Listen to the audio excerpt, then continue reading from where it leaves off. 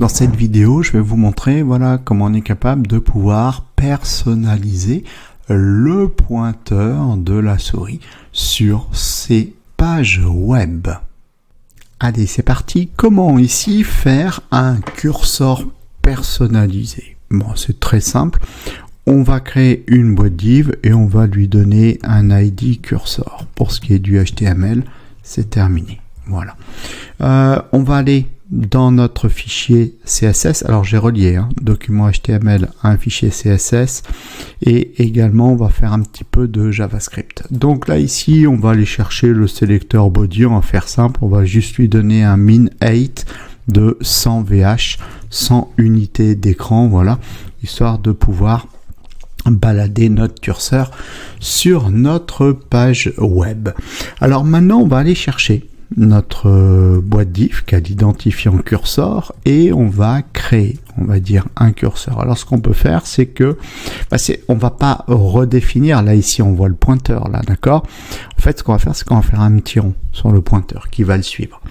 Donc du coup, qui dit rond dit boîte carrée. Donc ici on va le donner un width de 20 px et un height de 20 px et en fait ensuite un border radius de 50 pixels. Là ça veut dire que là techniquement on a fait un rond. Alors maintenant pour qu'on puisse voir notre rond, là il faudrait qu'on lui donne un background color par exemple et on va lui dire, alors j'ai pas un background color, si on va aller chercher par exemple un RGBA et on va faire du jaune, donc 255 0 et puis on va dire par exemple 0,6 en intensité, voilà. Bon, pourquoi pas faire une petite bordure, pourquoi pas, on va faire une bordure de 1 pixel solide CCC par exemple, voilà. Bon, là on est pas mal pour notre, vous voyez, voilà, il est là, le petit curseur, hop,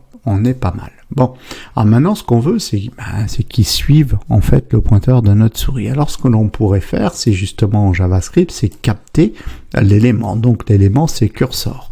Donc là ici on y va, on va faire une variable qu'on va appeler cursor qui va être égale à document.getElement by ID. On va chercher l'élément HTML qui a l'identifiant cursor. Jusque là, il n'y a pas de souci. Et ensuite, on va écouter son déplacement. Donc là, ici, on va partir du document et on va aller chercher un écouteur d'événements, add event listener, et l'événement qu'on veut écouter, c'est le déplacement de la souris. Donc c'est l'événement mouse move lorsque la souris se déplace et ensuite on met en place une petite fonction anonyme qui va avoir un paramètre E, et c'est l'event qu'on va aller nous manipuler. Donc là ici, où qu'on va aller nous vérifier. Bon, alors du coup, nous ce qu'il nous faut, c'est connaître les coordonnées tout le temps en fait de notre souris, de manière à pouvoir emmener avec nous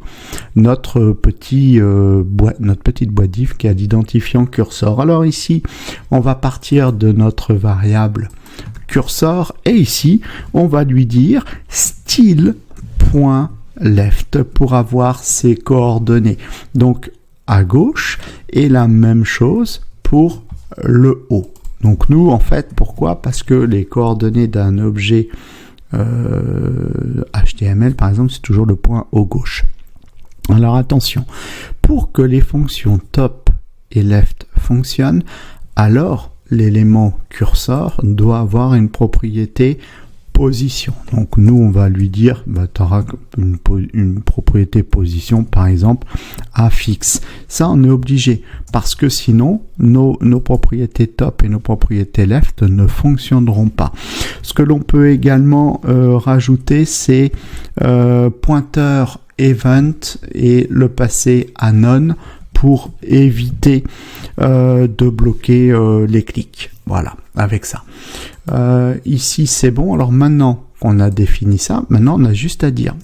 On a juste à dire que le point gauche va être, donc là ici on prend notre paramètre E, d'accord, et on va aller chercher client X qu'on va chaîner avec pixel.